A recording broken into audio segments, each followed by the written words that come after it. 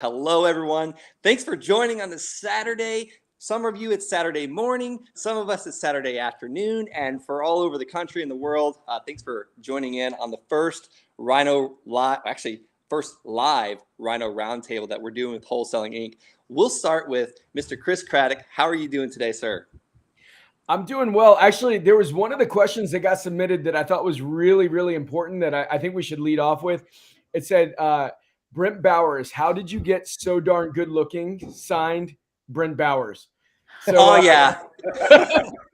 You mind?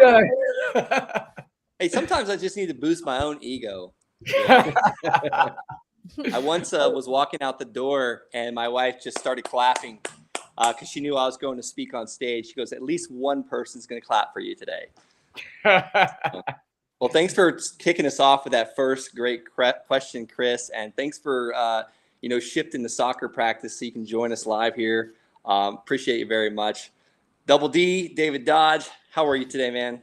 Man, I'm doing great. I'm down at the lake house today, so I don't have the best setup, but I'm here and I'm excited to be here. And hopefully we have a good turnout and we can help answer a bunch of questions. And I'd love to hear anybody watching it as well about their recent successes too. So if you have people that are here that have questions, great. But also if you have recent wins, we want to hear about those too. I think those are more important sometimes. We do that on our support calls.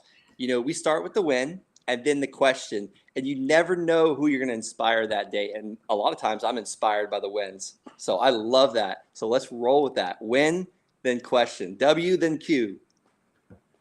All right, Miss Lauren Hardy, how are you today? Hey, I'm doing good. I'm doing good. It's 10 a.m. in Southern California, and I just had to close my window because there's some my office is right off PCH, so there's people on their Harleys being really loud. So, hey, it's a good day for riding. Good day. Well, we're gonna keep this right at 60 minutes. That way, people can get out on their Harleys and go ride and enjoy your Saturday, enjoy your children, enjoy your families. Just a kind of quick housekeeping item is throw your questions in. We are going to be answering them live. We're definitely going to be answering all the pre-submitted questions as well. We got quite a few of those. We're going to do our best to get to all of those questions, but we're also going to do our best to answer the live questions. So I will go ahead and kick it off for the first question. And this is my biggest fear, was pronouncing someone's name wrong. I'm just going to go ahead and apologize right now. I'm going to pronounce it Tahari Razo. The first question he asked is, how would I wholesale without capital for the EMD or earnest money deposit? So, Lauren, you want to take the first one? Oh my God, I love this question because I feel like I'm a rare bird in this. I have never actually paid when wholesaling. I have never paid an EMD of my own money. Maybe I've done it once, but I can't even remember it. So number one, don't even offer an EMD. I do not have it in my purchase agreement. I don't want to even put that idea in the seller's head. If a seller requests an EMD, then fine. Typically what I do is I get the EMD from the end buyer when I assign it. So that's what I do. And I avoid this whole thing altogether. Easy peasy. I love it. Anybody else have anything else they want to share? Any other? I love that. Not even putting EMD. So Lauren, I'm curious. So you get your buyer to pay it? My end buyer. Time. Yes. Okay. And when the seller even brings it up, so if the seller brings it up, usually it's a savvier seller. I will say, you know what? Absolutely not a problem. But here's the thing. We work on so many houses at once. It's really hard to have so many EMDs out. And by the way, Mr. Seller, did you know that if I give an EMD to escrow, you actually have to sign to give it back to me? And I've had sellers refuse to sign for whatever reason because they're shady. So here's what I'm going to offer. I'm going to deposit an EMD as soon as I waive my inspection contingency. So when I waive my inspection contingency is when I found an end buyer. And part of the deal with the end buyer is they have to submit an EMD to me. They have to put it into escrow. So that's how I do it. I love it. I love it. Land sellers usually don't care about EMD, nor even know what an earnest money deposit is most of the time. But we leave ours at $10. And I can't remember the last time we paid an earnest money deposit. We did. We paid one about a month or two ago. It was for a bigger parcel. It was for $1 million plus purchase. So most of the time, I don't think that their earnest money deposit is that important. And this was a 2-part question. There was actually 2 questions. Hey Brent, can I just throw one thing? Yep. I just want to make sure that like everything everybody said is absolutely accurate. But I know that some of you guys, you may be newer to like contract law and everything else. Just understand, Lauren's not saying there is no EMD in there. She's saying the contract has to have an EMD. It's something called consideration, and without consideration, which I know just gets into a technical term, the contract's not valid. So what Lauren's doing is saying, yes, it'll be there, but it'll be there later, and then getting the end user buyer. So don't think you can take it out of your contract altogether. It just has to be down the road. Like give yourself 10 days, 20 days, 30 days, whatever to submit it. So I just want to make sure everybody gets that. That's a good point. That's a good point. Chris Craddock. In our contracts, it's due at the end of the inspection period. So that seems probably what Lauren's doing. And I was asking earlier because I was just curious on the way that she pitched it, and she did it, and she did a great job. I love it. Yeah. They're like wild west out there in California. They write their own rules. So I know. I actually have a counter argument to Chris's point. I personally, because I put so many contracts out, I want a minimal viable contract. That is my angle. So I don't have it in my contract. I leave it out. It is so rare that I have sellers back out.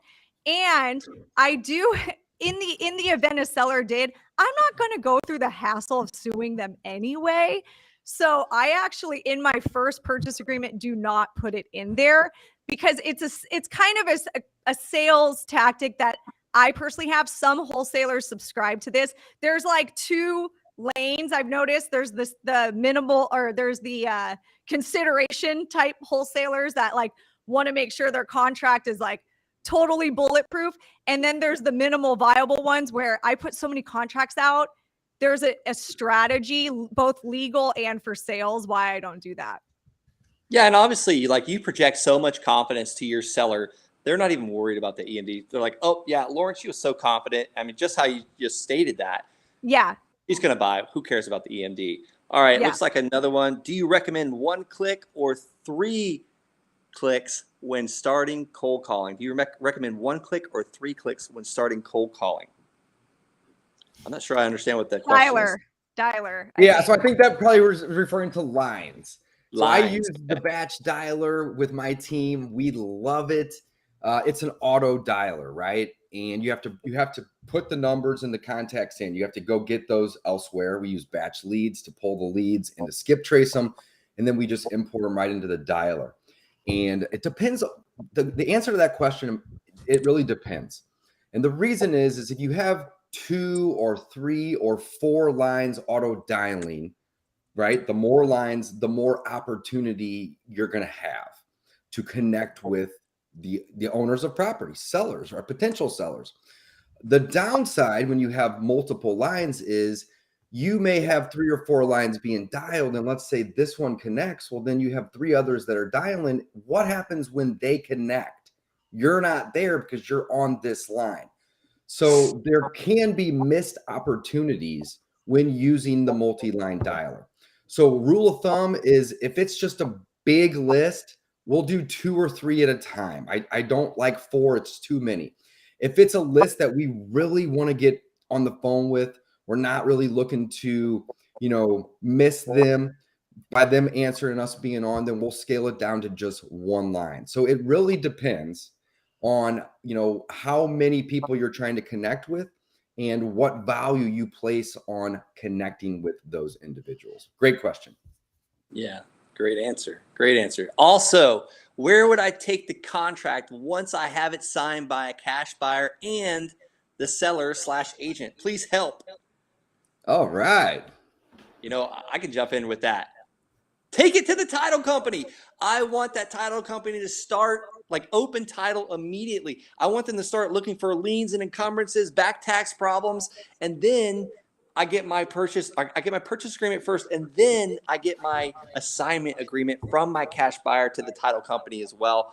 I was actually coaching my father, and his title company would not open title until he brought his cash buyer. That was so wrong. They needed to open it up immediately. So guys, we got to coach our title companies how we want this process done.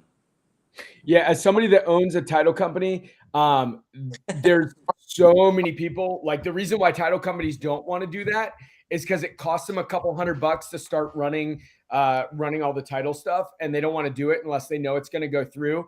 But also, as somebody that owns a title company, I am all about the relationship. So when we were talking to our business partners and they were asking that question, should we do this? And I'm like, listen, if a title company wasn't willing to do this for me, I'm on to the next title company, because there's a lot of great title companies out there. So they better do it. So that's that whole conversation right there. If the title company's not willing to do it, first, if you like them, have the conversation about why it's important. And then if they still don't do it, there's like 30 other title companies you can talk to. Absolutely.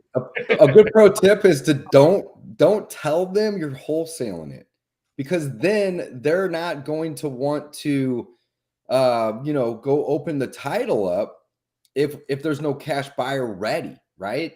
So if you are wholesaling them, tell them the buyer's there. If you are wholesaling and you don't have a buyer, don't tell them that you're wholesaling. Just say, hey, I'm buying this property.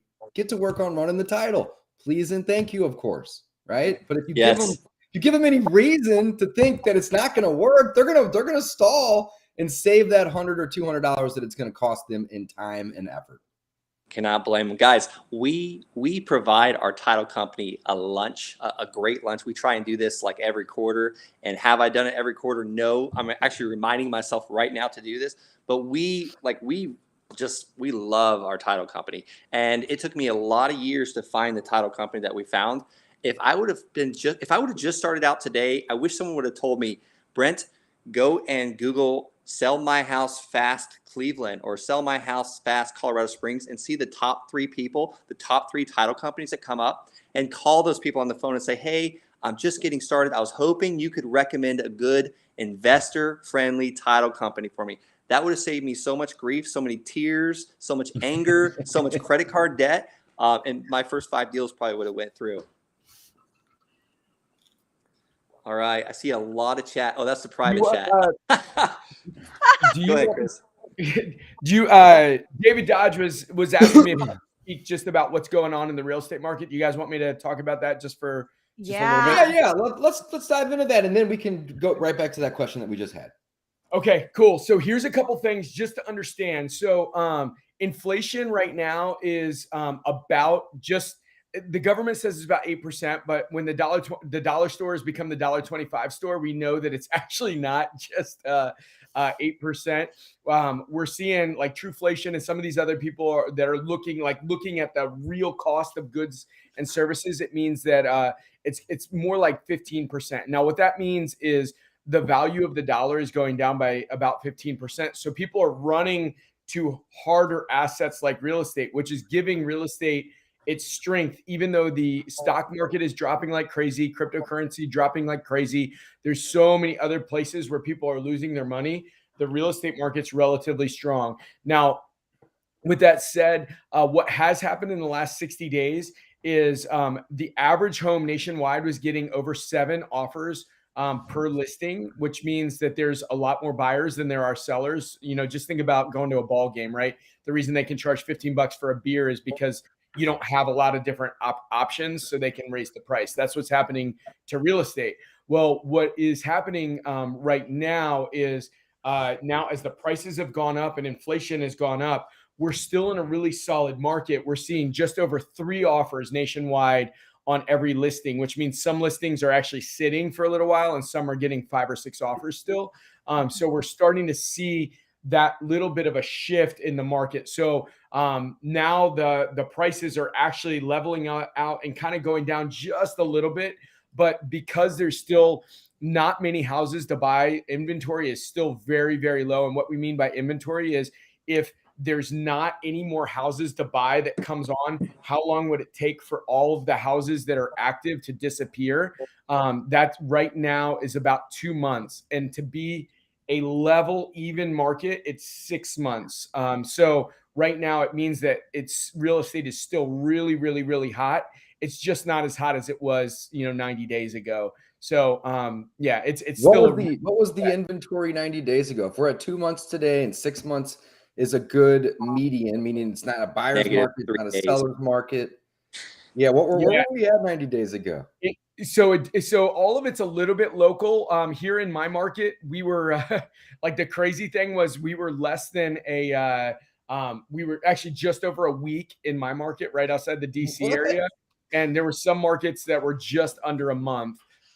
So it fluctuates a little bit. But that's the crazy thing is, yeah, the inventory is still crazy. So and again, this is just a little quick tip. So 6 months is neutral. If there's less than 6 months inventory, you're officially in a seller's market. And when you're down to like 2 months, it's an extreme seller's market.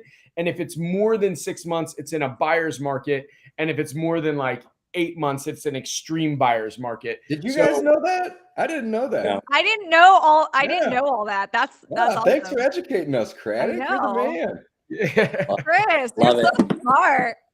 Hey, you have to be here every single. We're gonna do this once a month, and we're gonna pick right now. We're not sure exactly which Saturday of the month we're gonna do it on, but you can guarantee we're gonna do this once a month. But Chris Craddock, you must be on here to keep coming up with those tips. So definitely subscribe to the Wholesaling Inc. channel, share this. And I noticed there was a question about virtual. So let's go back to that. Yeah. Lauren, you're up. Hey, did someone say the word virtual? Okay, so how do you close deals virtually over the phone from Paul?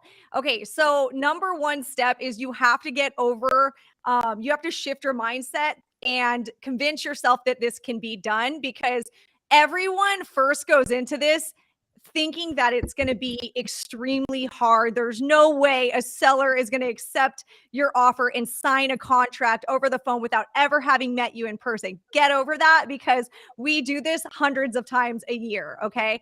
Number two is you have to get really, really on the phone. You need to get a really good script. You need to get really, really comfortable with it. And you have to sound super, super confident. So early in this episode, I did a little role play, and I do that a lot. I did a little role play, and you heard that it just flew out of my mouth. So when I first got started, it didn't always just fly out of my mouth. I had to have a script, and I also had to memorize common seller objections. And anytime I had a seller objection that I couldn't answer, if I started fumbling on the phone, if I started getting nervous, I would hang up the phone, get through it, hang up the phone, and I would find 3 different ways I could have said that better. So next time, if a seller asks, which they will, I have something that just flies out of my mouth, and I practice. So the more confident you are, the more the seller will trust you. What happens is when you start like hemming and hawing and stuttering, the seller starts, not really trusting you. They can tell like you don't really have a ton of experience doing this. But if you flat out say, Mr. Seller, Mrs. Seller, so we get a ton of seller leads every day. I mean, you came in from seeing our commercial, right? So we get a lot of calls, off our commercials. If I had to get out and go drive to every property that came out anytime we had somebody interested, I'd be driving all day. In fact, I don't think I could even visit as many sellers as we did calls in 24 hours. So our process is we have to know that we're on the same page with price. And the way we do that is we send you a contract via DocuSign, you sign it, and I get you on the inspection schedule the next day or whenever available or whenever convenient. Look at me, I'm stuttering. Don't do that. Don't do that. So anyway, I say something like that. We'll get you on the schedule next week. We'll get you on the schedule on Wednesday. And then boom, they're like, okay, oh, so that's how it's done. Got it. There you go. Amazing answer. There you go. All right, let me take one from the submitted questions. This one came from Kimberly. If someone has a mortgage, how does wholesaling work? I assume, Kimberly, you're talking about if the seller has a mortgage.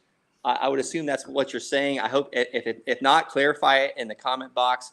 But if the seller has a mortgage, we just need to make sure that we're able to get that property under contract for at least just a little bit more than that mortgage is so we can pay off that mortgage. My first deal, my first wholesale house I ever got under contract was exactly what the seller owed on the mortgage, and I was able to sell it for $3,700 more. And that's it. Super simple. So yeah, the mortgage is kind of irrelevant. The only reason a mortgage would matter is if the mortgage is above the cash offer. So super simple example.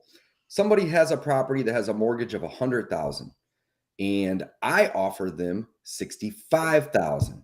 Well, unless they're willing to bring that difference of what they owe and what I'm willing to pay to the table, they're not going to be able to sell it.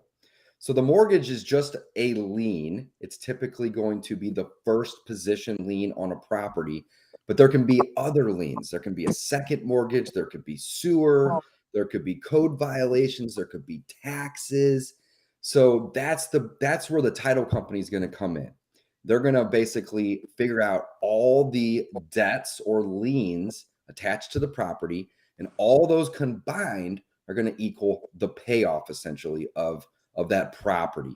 And if the cash offer is at or above that number, then they can sell that property and walk with something. Maybe it's a little bit, maybe it's a lot.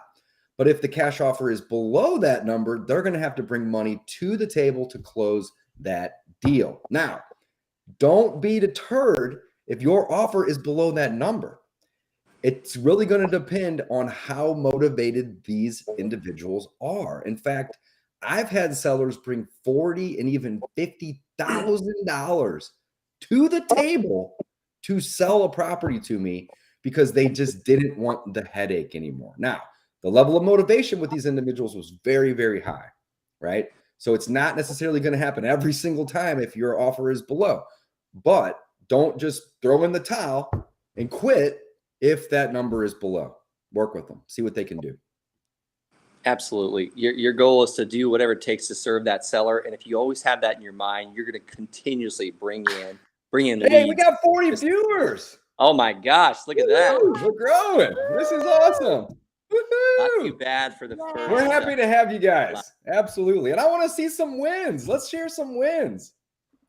I second that. I love hearing the wins. All right. Jose Fernandez, tips for finding owner info even after skip tracing. I found a couple vacant lots in $1 million neighborhood. Now I'm the worst with stuttering, by the way, but no luck with their phone numbers. I know there's opportunity here. Let me ask you, Jose, is it possible to look up the mailing address and go knock on the door or find an email address? That would be my next steps if I can't find a phone number, and then look on social media. Any other tips from you guys? Tax billing address. Sure. Yeah, actually, Lauren's the queen on this. So yeah, what did you say? Well, from my single days, I've gotten really good at stalking people. So I could literally be in the FBI. So yeah, I know how to get a hold of someone who's trying to avoid it. Yeah, just look up their tax billing address. That's going to obviously has to be there, and just send them a piece of mail, handwritten, personalized stamp, that sort of thing. That would be the easiest. Also, what are you using to skip trace? I personally like batch skip tracing. You can do batchleads.io or batchskiptracing.com. I like their skip tracing platform. I've seen people use stuff like from other areas, and it doesn't, they don't get as good of results. So it could just be the skip tracer you're using. But when in doubt, just mail it to their tax mailing address. Yeah, I have a number, and I'm not equipped right now. I feel like such a bum because I don't have all the names of them. But basically, I'll send the address. My assistant, we've got like 4 or 5 different companies. If it doesn't come back with one company, we'll just send it to some of the other skip tracing companies as well. I would agree with Lauren. Batch is great, but it's shocking how many times when if we're looking for. If you're just skip tracing it, a mass amount of people, just using one company is great. But if you're looking for an individual property, We've got a bunch of different companies we've signed up for. And then if one doesn't come back, we'll send it to a bunch of other ones on that one property. And it's shocking how many times somebody else will come back with an address or a phone number that'll actually work. And another thing that works is just go next door. Go next door to that vacant lot and knock on each door. I guarantee you one of those nosy neighbors know who owns that lot and has a phone number. And guys, let's be honest. Every one of us spends some amount of time on social media. And we could also assume that other people are going to also spend a decent amount of time on social media. So the question here actually refers to, not being able to find the phone numbers, but being able to find the property owner's name is going to be really, really easy to do, right? If it's an LLC, it may be a little bit more difficult, but if it is a person, you can just go on social media and type in their name, comma, the city that you think that they live in, and you can find them really, really easily. And if they don't want to connect with you on Facebook or Instagram, I mean, we've connected with people on the most random social medias and just say, hey, we noticed that you have this property. Are you interested? And we've bought in tons of houses without a phone number from DMing people. So don't discount social media. You're probably watching this on social media. There you go. There you go. All right. Another question. Oh, this is a good one. This is a good one. So 90% of the accuracy is going to be in the first number. And then it's roughly 6 to 8% accuracy on the second number. And often 3% or less on the third number. So my answer to this is don't go beyond 3. And we typically just choose the first 2. Number 5, 6, and 7 are worthless. I mean, you may connect with somebody by all means. I'm not discounting that, but you're going to have to call hundreds and hundreds and hundreds of number 5, 6, and 7s to get somebody. Yeah. Call all 7 if it takes that, though. If yeah, you have absolutely. To call all 7, absolutely. do it. And it doesn't particularly have to be that seller. You can ask that person if they know that seller. Or if they have a property and that they want to sell it. Trust me, it's happened. It's rare, but you get a wrong number and you got somebody motivated to sell, you got to ask that question. There you go. Sometimes you just got to do what it takes to get them on the phone. And you ever notice, like, when you're looking for, like, the silverware drawer, you're in an Airbnb or something like that, and you have to check all drawers, and it's always the last drawer you look in, right? Mm-hmm. Because you found it. Now you stop looking. So call all 7 of them, and hopefully it doesn't take that many. I like that, Brent. That is a good answer. I like that. Those are the only kind I have. All right. So next question from DeAndre. My question is, can I take equity out if a residential property after I have the property under contract if I want to buy and hold the property? I think that's a Brrrr question. I'm assuming this is a rental. Yeah, let's throw that up on the screen here if we can. Is this the one from Ralph? This one was sent by DeAndre and it was pre-submitted. Can I take equity out of a residential property after I have the property under contract if I want to buy and hold the property? So yeah, you can take equity out of a property via a line of credit if you own it. But in order for you to capture equity in a property, a bank that's going to offer you that line of credit is going to have to tie up that equity via a lien. So I'm not sure exactly the question, right? But if you own a property already and you have equity, you can most likely capture some of that. And if it's a property that you just have under contract that has equity in it, you're most likely not going to be able to access any of that equity because you don't own it. Having it under contract gives you equitable interest, which in theory gives you the ability to market your contract for sale, but you can't market that property for sale and you can't borrow against that property without it being in your name, the deed being in your name. So great question, but the context in that situation definitely matters. All right, Jose Fernandez has another comment back up there. I helped find a buyer for someone splitting the profit. I'm making $2,500. Hell Who's got a victory yeah. bell? We'll be closing on the 30th, and it will be my very first time making money from real estate. Amazing. Jose. Woo-hoo! Someone smashed that victory bell. I did not bring mine with I me. think I didn't might have one a either. bell. I gotta grab it. I See, I think I got one right here. Get it. All right. That is amazing, Jose. Thanks for sharing the win. That's awesome. And then we'll go to you next, Ralph Pena. All right. Unwrapping. This is a brand new victory ring, too. First ring on the victory bell. First All ring out right. of the bell. Look at that. That is beautiful. That was Boom. gold, too. Love it. Amazing. I like that bell. Where did you get that? Oh, some That's what we're Amazon sending out now special. with Wholesaling Inc. The one I got is so ugly. I won't use it. It's like bronze and weird. Did anyone Because else you've been get that ringing it. version of the bell? You've been ringing it. Yes, that's what I have, too. We've been ringing it so many years now. It's all beat up. So that's all right. It's had some wear and tear. So Ralph Pena said, how does everyone handle burnout? What? What's burnout? Family, life, and business doesn't stop, but our bodies have to. Please roundtable share. I think we should start with Chris Craddock on this because I was at a mastermind with him, and the guy never stopped walking and talking on his cell phone the entire time. Chris, how do you stop burnout? And you've got a huge family. You've got a wife. You've got several beautiful children. How do you do it? Yeah, this is one of my favorite questions to talk about. So the reason we have burnout is because our bodies, like physiologically, which means just our bodies will react to what's going on in our head.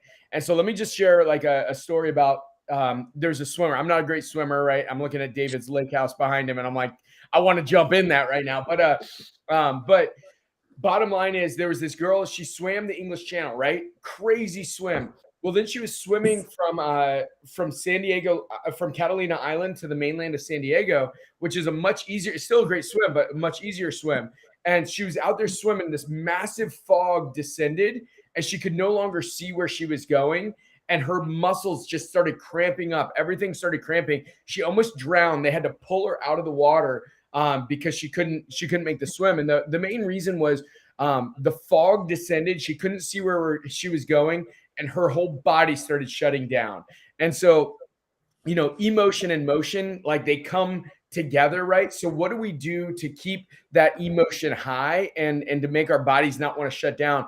The key there, in my opinion, is you've got to know what your goals are, right? So the second you can't touch, taste, and feel your goals, as soon as you feel like they're way too far away, as soon as you're not feeling like the next deal is coming or you're not going to make the money you're dreaming about, you're going to start shutting down physically.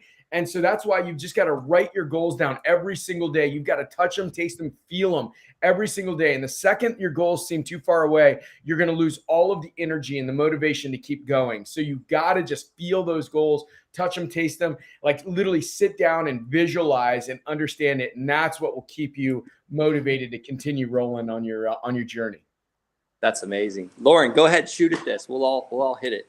Okay, I love this question only because it's so topical for me. I had a major meltdown burnout moment this week. Just everything crashed down at once. Personal, business, all at once this week. My computer broke, everything went wrong this week. At one point, Brent Bowers called me when I was about to have an emotional breakdown. And I laugh. I'm like, you literally are calling me right now as I'm about to have a breakdown in the middle of Target in Huntington Beach. Anyway, so it's super that happens in topical. Walmart. You need to save that kind of stuff for Walmart. Yeah. That's a Walmart thing. So I totally get it. This is what I do. And this works so freaking well for me. I have this notebook. It's my thinking time notebook. If you want to learn about thinking time, you got to read the book Road Less Stupid by Keith Cunningham. It's a regular practice you all need to do. So I will get my thinking time notebook out. I will set 45 minutes on the clock. And I will I will make sure I'm alone, no distractions, no phone, no nothing. I write on 3 different pages. I write what's working right now or what's going well. I write what's not working right now. And then the next page I go, how can I fix what's not working? And first I start with gratitude, because you got to recognize, that you are capable of solving a lot of problems. So what's working is usually something you solved prior. So you got to feel good about that. Remind yourself that these things are going well. So not everything is going poorly. Next is what isn't working. And you got to get really clear. And this is where you just dump. Why are you not happy right now? What's going on with your family? Is it your kids? Is it you're driving too much? Are you commuting too much to your kids' school because you picked a school that's too far away? No joke. I moved because of this exercise. There was a point where I put my kids in private school during COVID because of this exercise, because I had their school shut down. I was so stressed out running a homeschool and trying to own a business. I literally hung up, called private schools when I was done with this exercise, got them in private schools, moved my house before to get closer. You start getting clear about your problems, and dump every problem. I mean, go everything. Go with your relationship, kids, family, business. Exactly what is it in the business that's wrong? Go so micro on this page. Then look at the next page. On the next page, start finding solutions. Find 3 ways you can solve every one of those problems. And the next week, you got to go on problem solve mode. And that's your to-do list, is just start knocking out your problems. Every time I do this within a week, it's like my life starts coming together. You really got to tend to this. This is something that you have to do very regularly as you start getting those feelings like you're burnt out. We all do. I do. It happened to me this week. And today I brought my thinking time journal, and I'm like, I'm going to do that exercise because I haven't done it in, a couple months, and things have gotten out of hand. So anyway, helps me every time. Hope you love it. Hope you do it and it works for you. That's good. I actually started time blocking. I put that in my calendar for thinking time to remind myself to do it, because if it's not in my calendar, it doesn't happen. All right, go ahead, David, the guy at the lake house. How do you avoid burnout? Man, well, I would agree with everything you all said.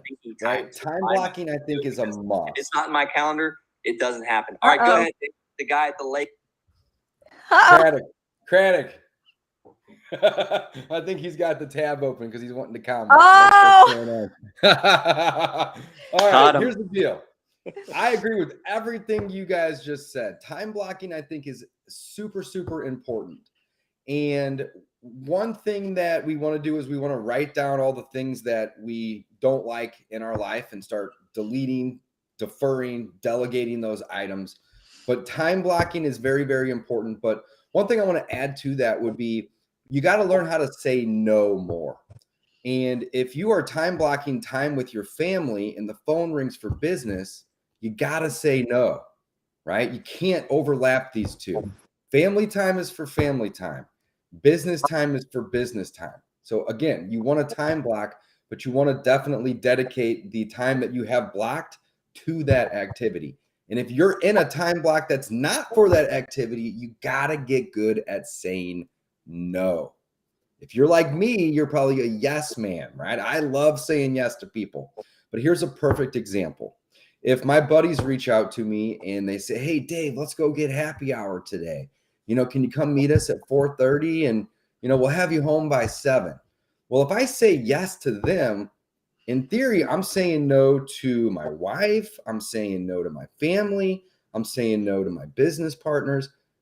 Maybe not directly, but by saying yes to these other individuals here, I'm saying no to everybody else.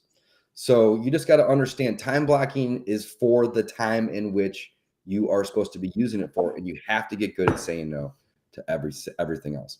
And then the only other thing I would add to that is, if you are, super busy with family, super busy with life, and your business is starting to grow as well, you need to make sure that whenever you are in the business mode, right, that you're also saying no to the other things. So you got to time block it out, and it's very, very important. Brent, what you got? Yeah, you just cannot be greedy. And what a perfect segue from T-Bone here. I was about to talk about a dog with a bone, and then T-Bone pops up with his question. I love it. Current land shark. Have you ever seen a dog with a bone, and then He sees while he's chewing on that bone, there's another bone over there, and he runs to get it, and another dog comes and grabs the bone he was just chewing on, and he has no bone. So at No one time, bone. you were wanting that family, you were wanting that wife or that husband, and then you had children that you wanted. And now you're stopping that time with your children and your wife to go and answer that phone call that could be another business lead. So I'm just saying, don't get greedy. You have to focus. You have to time block. When your children have that time, you need to, turn the phone off. When your wife has that time or your husband has a time, it's their time. Just as if you were sitting with a client, you're trying to get a $100,000 deal. You're not answering your phone while you're talking to that seller, right? So everyone should be treated with that special time. And how do I avoid burnout?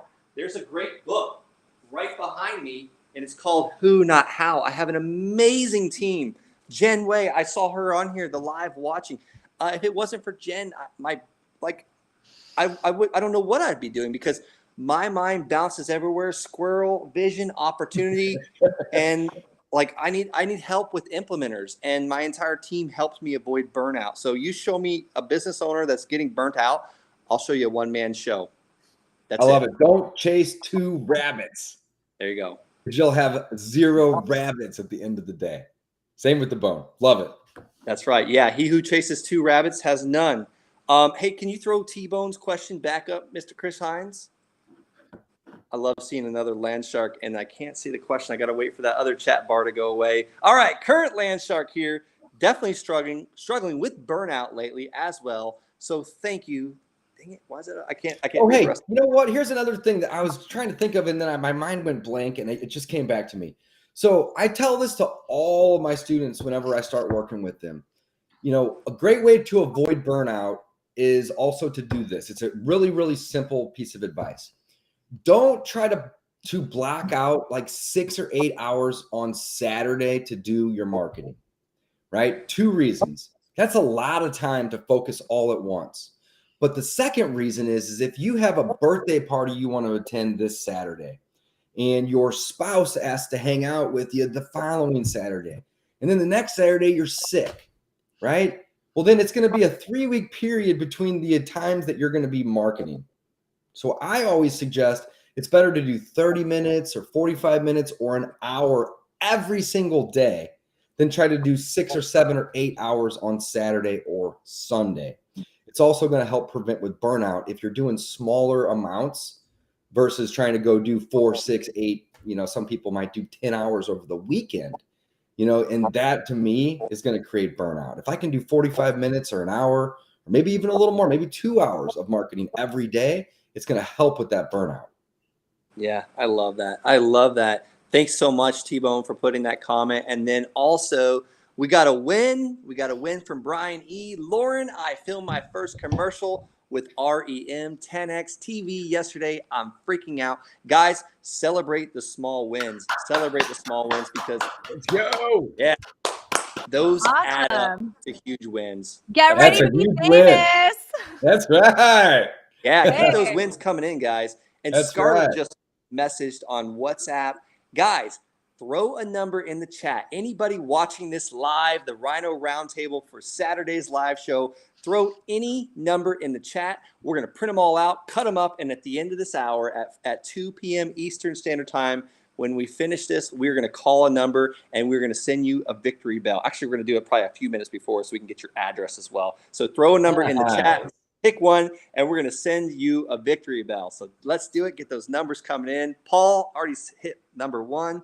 Chris Craddock, Keith Cunningham, fire. Yes. I don't think I've ever read anything from Keith Cunningham that wasn't just pure gold. I was like, you I'll have tell you what, Lauren went to that went to one of his events, and I was just like keep talking, Lauren, keep telling me more about this. This is awesome.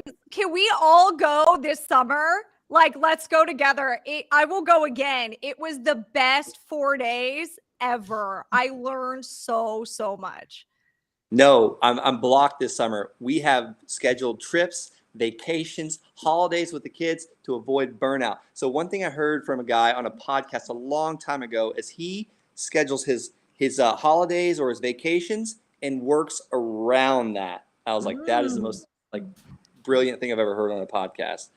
All right, Jed Cooper asked, How do you keep motivated when you don't find a deal right away and the phone scares you to start dialing?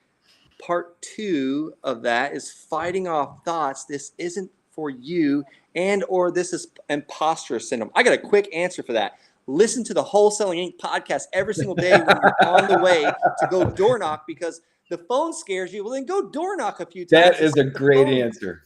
So if you're scared of the phone, like is someone going to reach through you and grab you by the neck or something, go knock on a few doors. That's how I started out. Motion creates emotion. Yeah. There you go. Motion creates emotion. All right. Anybody else got an answer for that?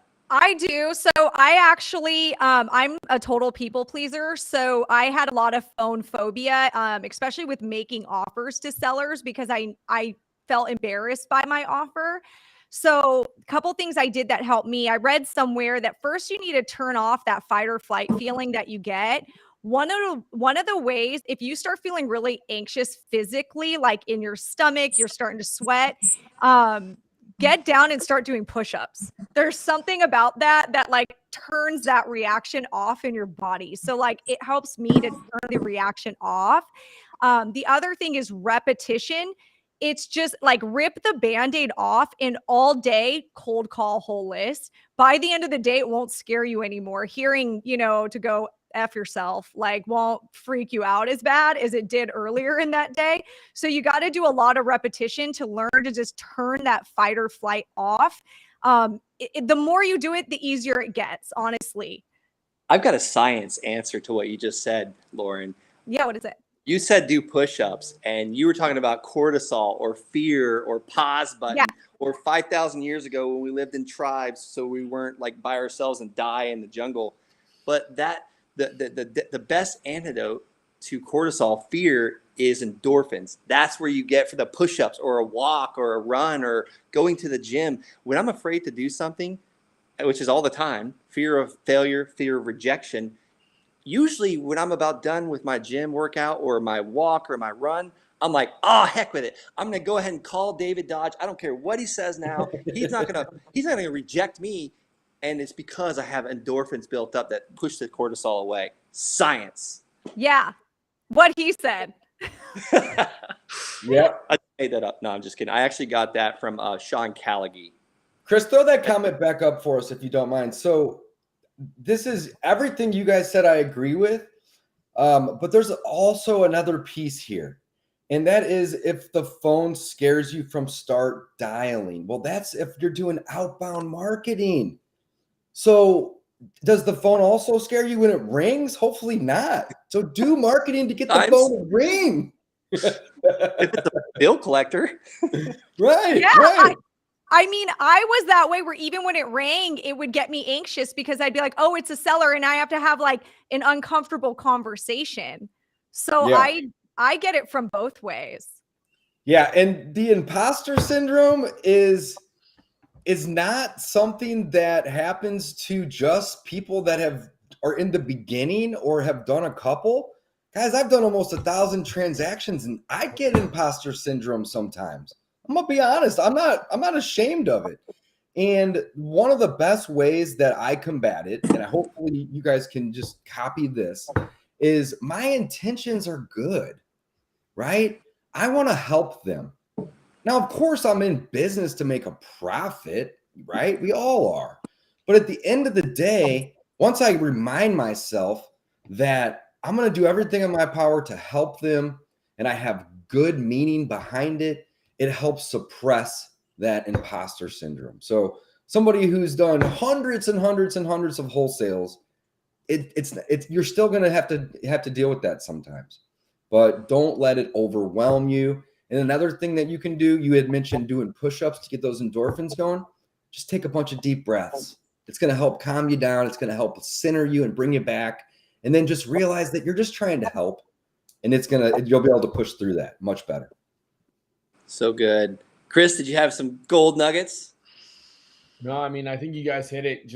Everything, the thing I just always remind myself when I'm feeling down, motion creates emotion, motion creates emotion, and all you guys are saying the same thing. Like, motion, like Lauren with the push-ups, David, but like just everybody having their thing that they're doing. But just get motion creates emotion, forward progress. Beautiful. All right. James Sims submitted a question. Has wholesale of any kind been outlawed in the 50 states? Craddock is going to be the guy to answer this one. I love this question. This is where real estate is going. It used to be that investors were on one side and agents were on the other. There's this like convergence of them. So yeah, a bunch of states, Illinois, Oklahoma, now Nebraska, South Carolina, even Michigan has passed laws, but where if you do more than 5 wholesale deals, they're not really going after it. They're just not implementing the law there. But what's happening is instead of being just selling paper, selling contracts, they're saying that is a real estate activity. And so what that means is essentially you need to have a real estate license to sell that wholesale contract or it's a crime. So I do believe that is where real estate is going, which is why we at Wholesaling Inc. are creating our tribe with EXP, which, by the way, if anybody's licensed or looking to get licensed, contact me. Let me know who you're working with. Brent, David, like whoever you're working with, Lauren, whoever you're working with. And we've created a tribe here for the agent investor. We're even giving away some free coaching, some free just content, all the other stuff to really help you scale that business. And actually, just to give you an idea, some of our friends over in Oklahoma, they started literally exactly a year ago in May, and they're just taking all of their leads they're throwing away, and they started a retail side, and they're averaging 18 closings a month on the retail side. So they're just making a fortune on the retail side just from their deals they've been throwing away. So I'll tell you, there is a path forward to make a whole heck of a lot of money if you get ahead of what's coming. I love the fact that you just said that, Chris. I'm really excited with what you guys are doing, what you're spearheading right now. Obviously, I mean, you talk about Wayne Gretzky being so successful because he skated where the puck is going, not where it was at. So I really think the puck is going this way. And I used to have a real estate license. Guess who's getting it back? So I'm not trying to shiny object or derail what I've got going on, but unfortunately, it's just one of those things. I want to stay in this game, so I'm getting my real estate license back. I'm going to jump on a win really quick from Brian E. I have closed on 11 wholesale deals and the 12th in escrow, and I have really bad imposter syndrome. But you have to just keep pushing through. We're going to hit him for that. Yeah, buddy. There you go. All right, keep those numbers coming in. I'll pick it in 3 minutes, or actually we'll randomly pick it in 3 minutes. Scarlett's helping me with that, so just keep popping those numbers in, and we're going to give one of those beautiful victory bells that David Dodge is ringing. Let's go to one more submitted question from DP. With all the information out there on YouTube, why would I work with a coach versus going at the business on my own? That's a great question, I love this question.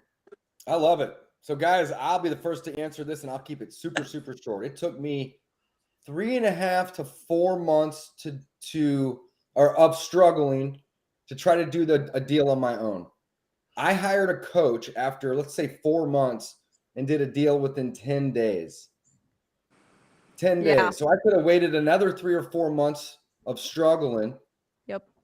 Or I could have hired the coach. So what did that coach do? Did they teach me things that I didn't know? Sure, a few things, but really more it was the accountability. It was, David, how much time are you spending on your marketing? And what are you doing? Well, let's tweak a couple of these things that you're doing and make it work. And then also, you're cold calling for 20 minutes a day. Well, you need to be doing an hour or 2 or 3. And you need to do this, you need to do that. And all of a sudden I had to answer to somebody. And that changed everything for me. So do you have accountability? By definition, you can't really hold yourself accountable. You got to have somebody else there to help you. Also, and I think everybody's going to agree, is that you get a sense of community when you're in a coaching program. Every program I've ever been in, which is usually 2 or 3 at any given time, I learned 50 to 60% from the coach themselves and the remaining from the community. So if you don't have a cool community that you can connect with and bounce your ideas off and share wins and also share losses, right? Sometimes you learn lessons from other people's, mistakes. So there's just so much value, incredible amount. I usually have 3 or 4 coaches at any given time, still to this day. I love that. And you said the tweaks. You know, I was on a plane the other day, and the entire time I was on the plane, we were off course, and it kept correcting back, little Right. tiny tweaks. Just a little degree constantly was off course. The wind changed, blah, blah, blah. The tailwind increased. So those tweaks. And I started in real estate in 2007, got my real estate license, and went to seminar after seminar, maxed out credit card after credit card. You know when I really finally became successful in my business was when I hired Tom Kroll as a coach, the head Rhino that started Wholesaling Inc. So, I mean, that's a testament right there.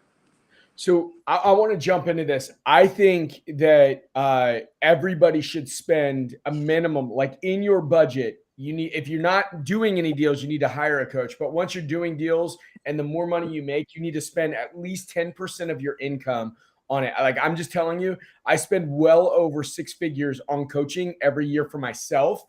Coaching and masterminds, like literally, I'm writing checks for well over, like actually a couple $100,000 at this point for coaches and mentors in my life, because I believe that I can find all of that information on YouTube, all of that information on podcasts, all of that information. But what a coach gives you, there's a couple things. One, David talked about it. It gives you a sandbox to play in with people that you trust to tell you exactly the right thing to do. So you get to pick your sandbox, right? And I want people that I trust to call me out on I'm a great salesperson, so I can sell myself on my own BS. So I want somebody that will say, hey, Craddock, shut up. You're being an idiot. You know, you're chasing a shiny object. Or no, this is a great genius of the and that's going to leverage your time and help you do better. Right? Because I can promise you, if you want to say, hey, you know what, this is hard, let me try something else, you can find other things that look really cool on YouTube very fast. And you need somebody to say, hey, no, you're on the right path. You know, it just takes a little while to get where you want to go. If it was easy, everybody would do it, right? And so that's why it's so important to have coaching and have people that you trust, and then also get a sandbox of people that will play in your sandbox that you're like, man, these are the people I want to spend my life with. I got something to add. So I always say YouTube University will give you vision, but it will not give you direction. So when you try to get it done on YouTube University, you start going 27 different ways. Whereas with a coach, you go a straight line. They will give you a straight line. You won't waste any time. You won't waste marketing dollars. I can't tell you how many students I have say, I tried this on YouTube University. I couldn't figure it out. I'm coming to you as a last resort. And then they go, oh my God, they have like 57 light bulb moments in my program, and they close deals in record time when they may have been on YouTube University for like 2 years. So the problem with YouTube University is anybody can create a video and throw it up on YouTube, right? So you may have conflicting points of view. And if you want to get into wholesaling, you know, you can easily get sidetracked and be watching videos on the Brrrr Method and rental properties. Yeah. And those two things go hand in hand, but they're not the same thing. They're different. Yeah. And there's different approaches with those things. So hiring a coach is really going to laser focus you to getting to where you want to be. What's your goal? Find the coach that's going to help you get to that goal. And you're going to it's going to shorten the time it's going to take much more rapidly. So guys and girls, we have about 2, 3, 4 minutes left here. Let's do a fire round. What do y'all say?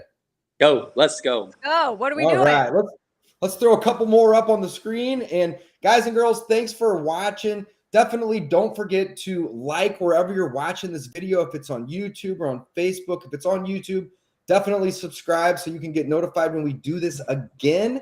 And we love connecting with you all and answering your questions. So I love that. Smash that subscribe button on the Wholesaling Inc. YouTube channel. And we got a number. It was 11. The number was 11. So I believe we're rocking. Yeah. So guys, how do you submit whoever was closest to 11? I believe was Jose Fernandez. So Jose, submit a message to the Wholesaling Inc. Facebook page with your name, your phone number, and your email, and your address. Most importantly, your mailing address, so we can send you that beautiful victory bell that David Dodge is holding right there. All right. Awesome. Well, guys, it's been a really, really fun time. I'm really looking forward to doing this again and doing this more with you all. And the next time we do it, we'll have more of a lead time to be able to market it. But we had really good numbers today. I think we maybe had a peak of about 50 people watching, and we had really good questions, and we even had a couple wins. How awesome. Yeah, love it. Love it, guys. All right. Well, hey, that's the first successful completion of the live Saturday Rhino Roundtable. We will see you again next month, and we'll definitely do like David Dodge said and make sure we give you a little bit further of a lead time on the date. God bless. Enjoy your weekend, and remember to celebrate the small wins. See you guys. Bye. Get it. Bye.